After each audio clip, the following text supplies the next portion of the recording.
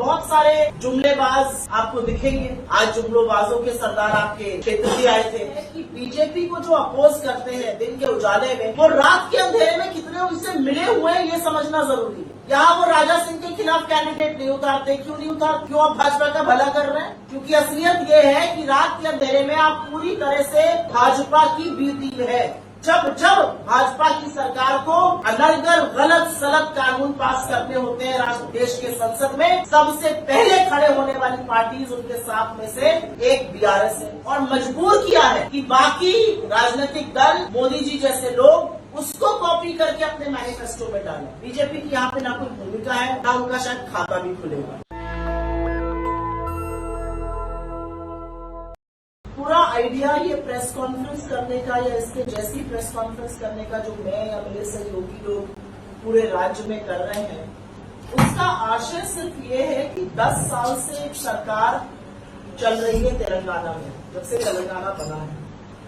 और आज तेलंगाना के लिए ये अहम घड़ी है कि हम आकलन करें कि आखिर उस सरकार ने क्या किया है और तेलंगाना क्यों बना था। आज सिंपल सवाल सबके सामने ये है कि कांग्रेस की सरकार ने या सोनिया गांधी जी ने बहुत कुछ सहते हुए भी तेलंगाना को क्यों बनाया था। मेरा अपना मानना है कि तेलंगाना को बनाते वक्त कांग्रेस पार्टी का, तेलंगाना के लोगों का, जो लोगों की चाह थी कि एक अलग से राज्य बने, उनके कुछ सपने जरूर रहे होंगे। उनके सपने थे कि समृद्धि हो, संपन्नता हो, रोजगार आए, बुजुर्गों का भला हो, महिलाओं का भला हो, युवाओं का भला हो। लेकिन ऐसा पिछले 10 सालों में होता हुआ दिखा नहीं। और 10 साल बाद, और 10 साल लंबा टाइम होता है, 2 फुल टर्म के बाद और पूरी बहुमत की सरकार के बाद, 10 साल बाद जब हम चुनाव के मुहाने पर, जब चुनाव की दहलीज पर खड़े हैं, तो कहीं ना कहीं यह सवाल जरूर है कि क्या सारी अपॉर्चुनिटीज, क्या सारा पैसा, क्या सारा धंधा पानी एक ही परिवार ने जकड़ लिया। क्योंकि तेलंगाना के आप दूर दराज के इलाकों में जाइए तो बहुत गरीबी है, हैदराबाद से निकल जाइए तो वो जन्मगाहन ही नहीं है। तो ऐसा क्यों है? ऐसा क्यों है कि बड़े बड़े वादे किए गए थे, चाहे वो केजी से पीजी तक की फ्री एजुकेशन के हो, चाहे वो 55 लाख किसानों को मुफ्त खाद देने के हो, चाहे वो घर बनाने की बातें हो। ऐसा क्यों है कि जो बड़ी बड़ी बातें की गई थी, चाहे वो दलित चीफ मिनिस्टर बनाने की बात हो, चाहे वो 54% ओबीसी है, मात्र 3 मंत्री हो उसकी बात हो, चाहे SC/ST के फंड्स 46% का गबन हो गया उसकी बात हो। तो यहाँ पर जिस तरह का माफिया राज 10 साल में चला, चाहे वो लैंड माफिया हो, चाहे वो सैंड माफिया हो, एजुकेशन माफिया हो, भर्ती माफिया हो, एक भी सरकारी नौकरी का प्रयोजन क्यों नहीं हो पाया पिछले 10 सालों में? आज सवाल ये है।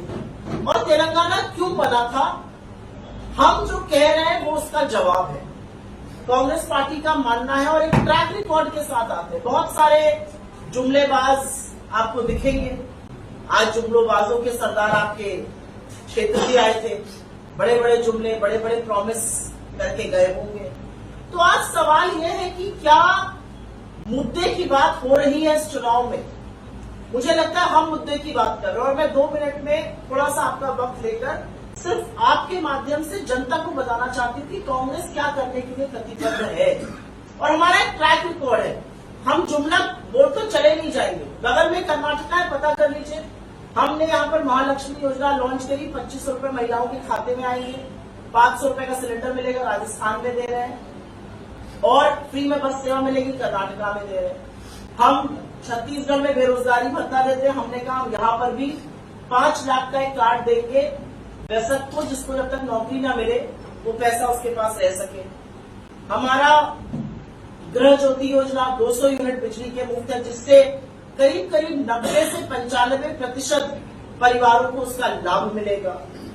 हम राइतु भरोसा के माध्यम से 15,000 रुपए किसानों को देंगे और 12,000 रुपए कृषि मजदूरों को देंगे जिनकी जमीन नहीं होती है। हम इंद्रू योजना के तहत घर बनाने के लिए लोन भी देंगे और छोटे प्लॉट भी देंगे।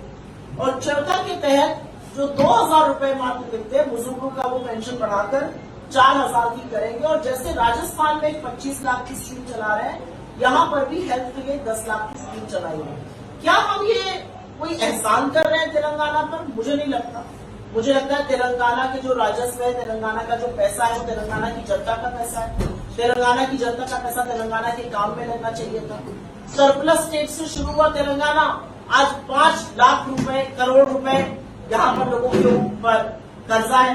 आप में से बैठे हुए हर व्यक्ति के ऊपर 1,42,000 रुपए का खर्च कर्जा है। अगर आपके घर में छोटा बच्चा भी है तो उसके ऊपर भी करीब 1.5 लाख का कर्जा है। ऐसा काम किया गया सरकार ने। तो मुझे ऐसा लगता है कि इन भरोसों को, और हम ये जो भरोसों की बात कर रहे हैं, अगर हमने कहीं पर ओपीएस किया, हमने चीजें कर दिखाई है। हमने 500 में सिलेंडर दिया है लोगों को और मजबूर किया है कि बाकी राजनीतिक दल, मोदी जी जैसे लोग उसको कॉपी करके अपने मैनिफेस्टो में डालें। और मैं 2 शब्द जरूर कहना चाहती हूँ इस चुनाव में जो यहाँ की पार्टीज है उनकी भूमिका का। बीजेपी की यहाँ पे ना कोई भूमिका है, ना उनका शायद खाता भी खुलेगा। लेकिन आज सवाल ये है कि बीजेपी को जो अपोज करते हैं दिन के उजाले में, वो रात के अंधेरे में कितने उनसे मिले हुए हैं ये समझना जरूरी है। एक यहाँ पर सज्जन है, वो माइनॉरिटीज के ठेकेदार बनते हैं, वो 95 सीटें उत्तर प्रदेश में लड़ते हैं, यहाँ वो 9 सीटें लड़ते हैं अपने गृह राज्य में। यहाँ वो राजा सिंह के खिलाफ कैंडिडेट नहीं उतारते। क्यों नहीं उतारते? क्यों आप भाजपा का भला कर रहे हैं? असदुद्दीन ओवैसी जी स्वयं भू ठेकेदार मुसलमानों के क्यों बनते हैं? क्योंकि असलियत ये है कि रात के अंधेरे में आप पूरी तरह से भाजपा की बीती में है। और ये हाल केसीआर और उनके परिवार और उनकी पार्टी का भी है। जब भाजपा की सरकार को अनर्गल गलत सलत कानून पास करने होते हैं देश के संसद में, सबसे पहले खड़े होने वाली पार्टीज उनके साथ में से एक बीआरएस है। काले कृषि कानून आए, सारे देश में उसका विरोध देखा गया।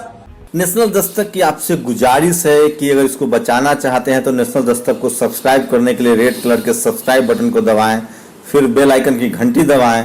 नेशनल दस्तक को बचाने के लिए बहुत जरूरी है कि हर खबर को शेयर करें, लाइक करें, कमेंट जरूर करें।